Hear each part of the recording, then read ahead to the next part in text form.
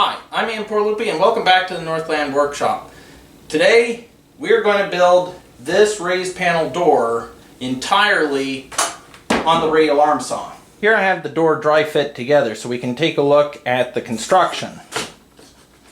You have the two vertical pieces to the door called the stiles. They have a 1/2 inch deep by 1/4 inch wide groove that goes all the way along them. That groove serves two purposes. One, that groove receives the lip of the raised panel. And two, it receives these stub tenons that are on the bottom rail and the top rail. These get glued into the stiles, and that's what holds the door together. Now, if this was a bigger door, it would need a full mortise and tenon, but for a small cabinet door such as this, the 1/2 inch long stub tenons are just fine. The bottom and top rails, just like the stiles, also get a 1/4 inch by 1/2 inch deep groove, again for the raised panel to go in. And that's really all there is to the door. You've got two stiles, two rails. On a door like this, it's typical to see the bottom rail a little bit wider than the top rail. That's just tradition. On smaller doors, most of the time, the top rail and the bottom rail are the exact same width. And then, of course, you have the raised panel, which has this really large, shallow bevel all the way along. All of this is getting made on the radial arm saw, so let's go ahead and set up the radial arm saw and start making this door. I've got the radial arm saw set up for ripping, and to do that I've turned the blade so it's parallel to the fence, and I've adjusted it 2 inches away from the fence, which is the width of the rails and stiles.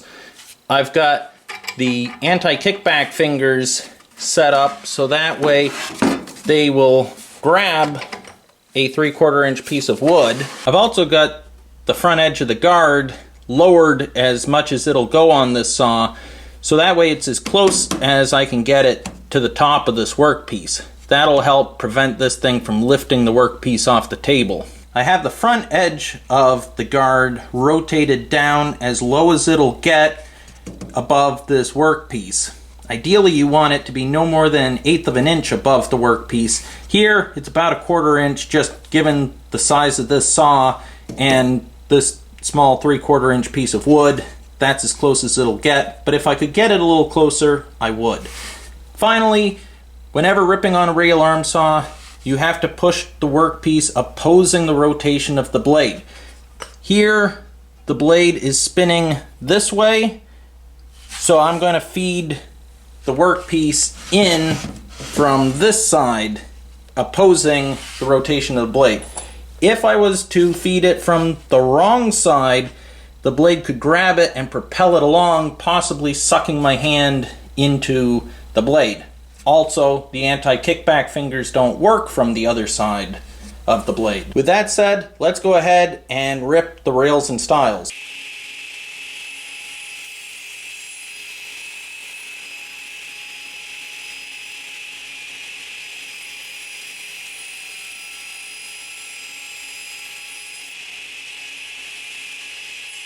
To adjust this thing to cut the bottom rail, what I'm going to do is butt the tape measure up against the fence, loosen up the rip lock, and slide this out until the inside edge, the edge closest to the fence, is lined up with the 3, and then lock it down.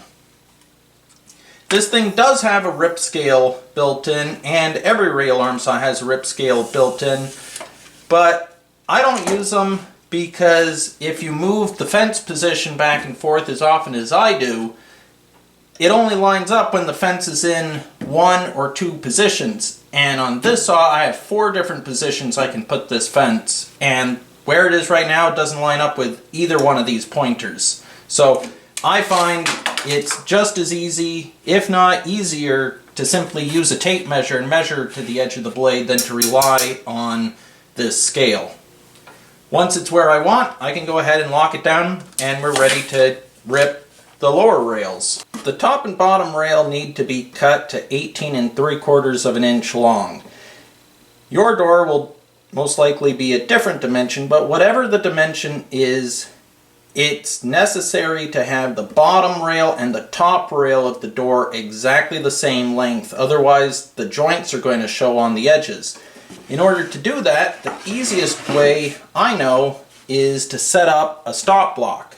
So from the outside edge of the blade to that stop block is 18 3/4 of an inch long. Now I can make repeated cuts and they're all going to be exactly the same length. You'll notice that I left about 3/8 of an inch gap between this block of wood and the table. That's done so if any sawdust collects in here, when I push this down, that sawdust scoots underneath the stop block and I get an accurate measurement. If I had it tight to the table, sawdust could get trapped in the corner and it would hold it away from the stop block and I'd actually get a shorter rail. But before I go ahead and cut this thing, this is just a rough length that I cut out of a very long board. I don't know if these ends are actually square to these sides. So what I want to do first is square up this end, slide it down, and cut it to final length.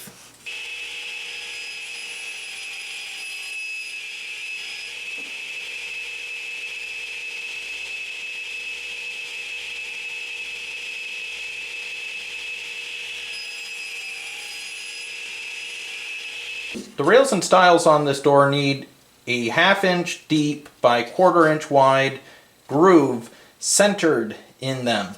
This groove does two things. It receives the panel for the raised panel door, and it's also going to receive the stub tenon on the end of the rails that actually holds the door together.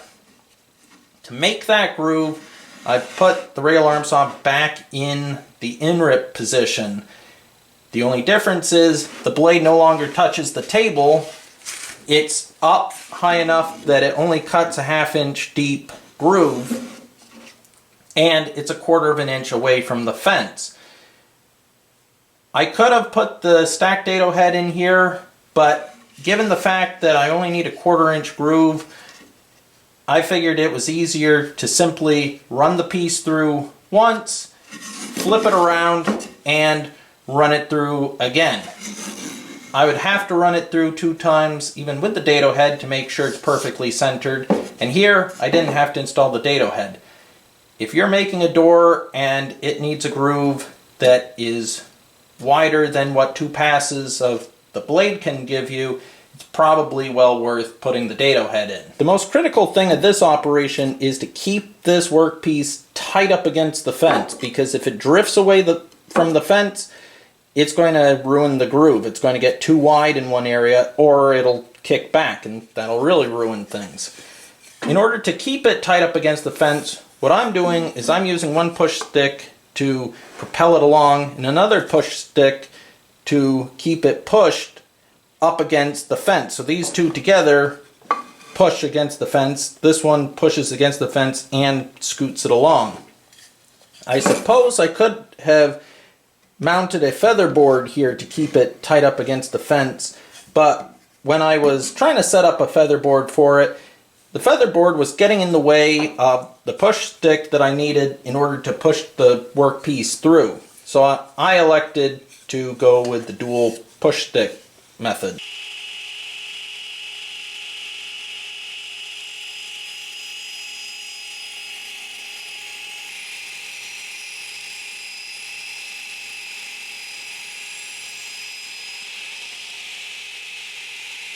The rails of the doors attach to the stiles using these stub tenons that go in that 1/2 inch groove. To cut the stub tenons, I've set up the rail arm saw, the stop block, and I've set the height of the blade so that way when I cut it and flip it over, I get the correct width to go in the 1/4 inch wide groove. I suppose I could have set up the dado head for this, and if I had more than 2 doors to build, I probably would have, but in this case, with just a couple stub tenons to cut, it was faster to just nibble it away with the saw blade.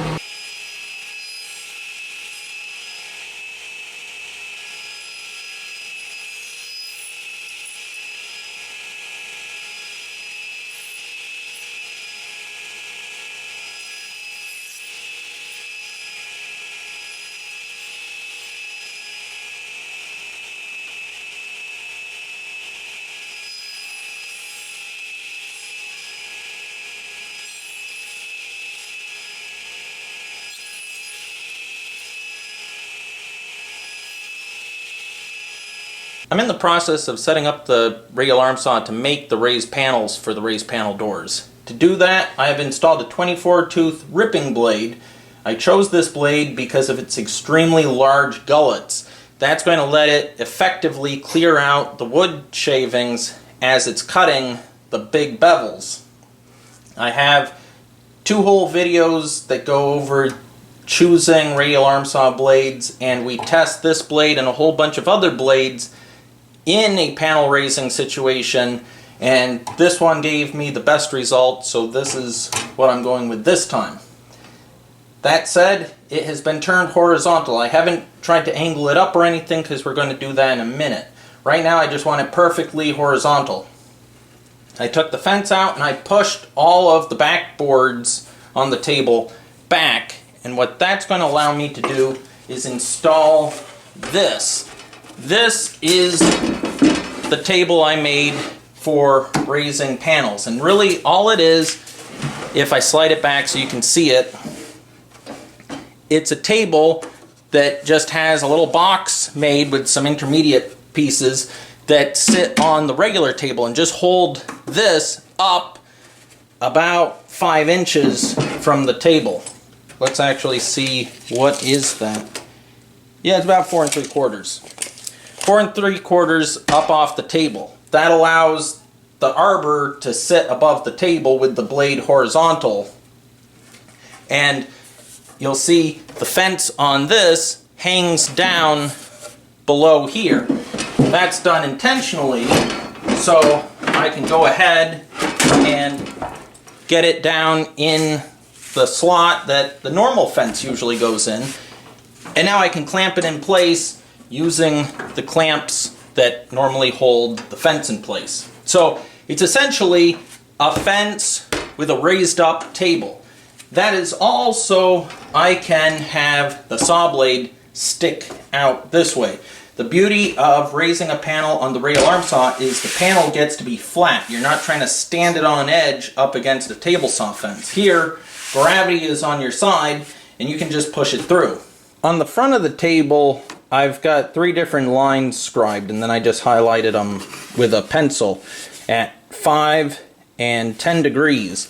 What I can do is take that and line up my sliding T-bevel with whichever one I want. In this case, I want the 5-degree angle. Lock it in place.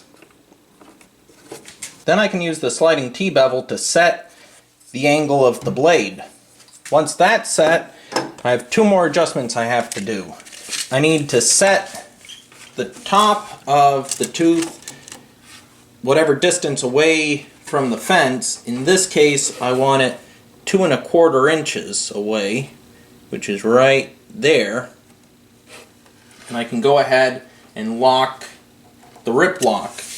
Now I need to set the height. Then I'll use the actual panel itself to set the height of the blade, and I want the tip of the blade that's farthest from the fence to just barely be above the surface of the wood, about a 1/16 of an inch.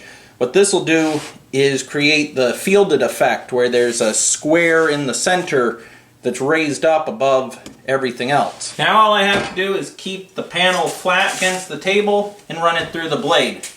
Just like with ripping, I want to be opposing the rotation of the blade. So the blade rotates in this direction, so I start the panel from over here and I feed it this way. I like to start with the ends of the panel first. That way if there's any tear out on the edge, that tear out gets removed when I raise that edge.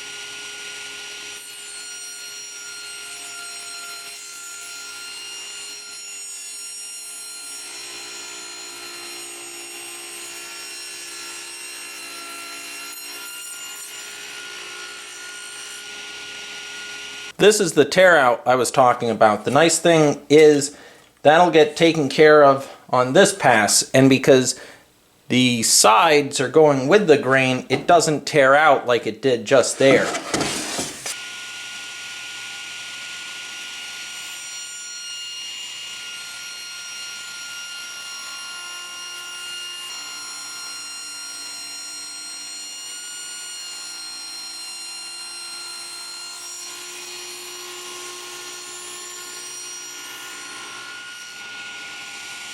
We now have a fully raised panel.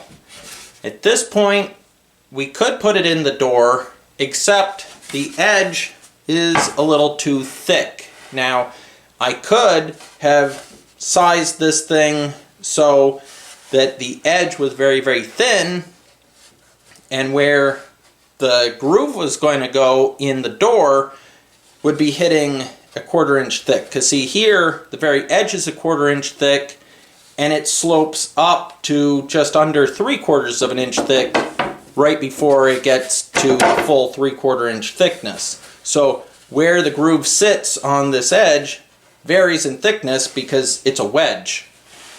I could have sized it so where it sat was a 1/4 inch, but that would have made this outer edge extremely thin, probably less than 1/8 of an inch, and I didn't want that on this panel.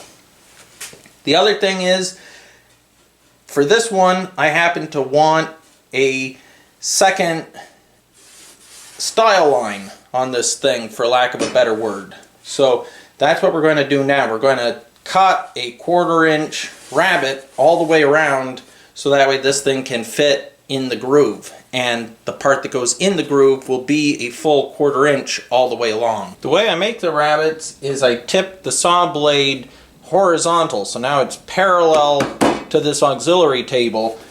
It's a 1/4 of an inch from the bottom of the carbide tooth to the top of this table, and it's sticking a 1/2 inch out from the fence. That way when I push it through, I'm left with a 1/4 inch tall, 1/2 inch deep tongue all the way around the raised panel.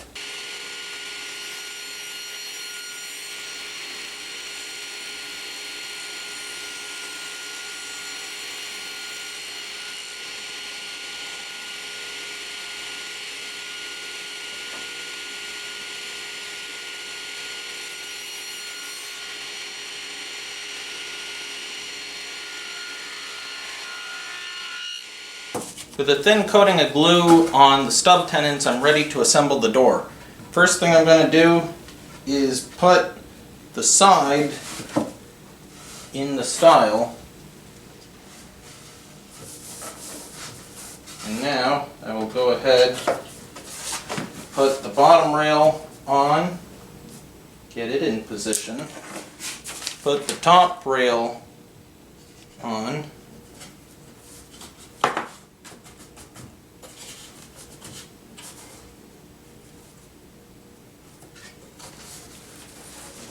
and I can put the other stile on.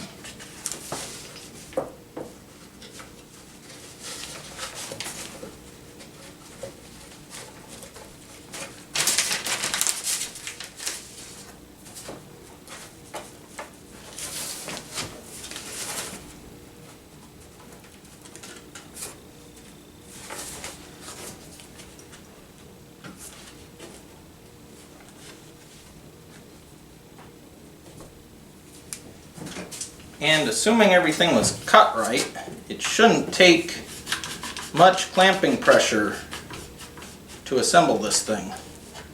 One clamp on the bottom and one clamp on the top.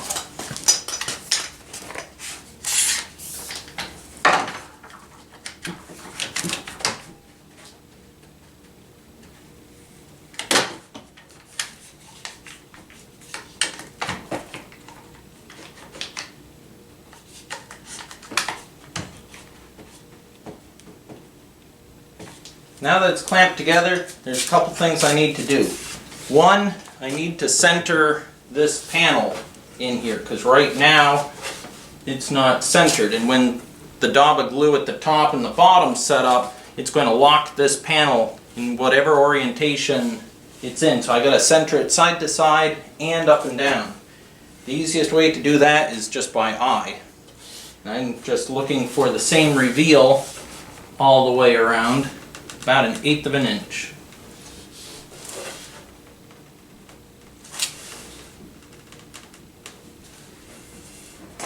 And when I'm happy the reveal looks good all the way around,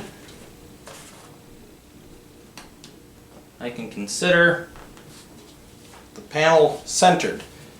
The other thing I have to do is I have to check it for square. So actually, if I move this clamp up like this, I'm going to measure from one corner to the other. That's 36 5/8. Now I'll come over here, measure from this corner to this corner.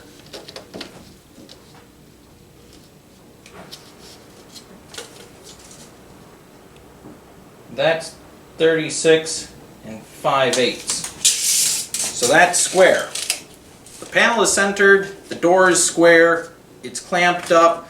I want to lift it up off the newspaper because if the glue sets up, it's going to glue the newspaper to it. So what I'm simply going to do is take a scrap piece of wood over here, get it up off the newspaper, like so. Same thing on this end.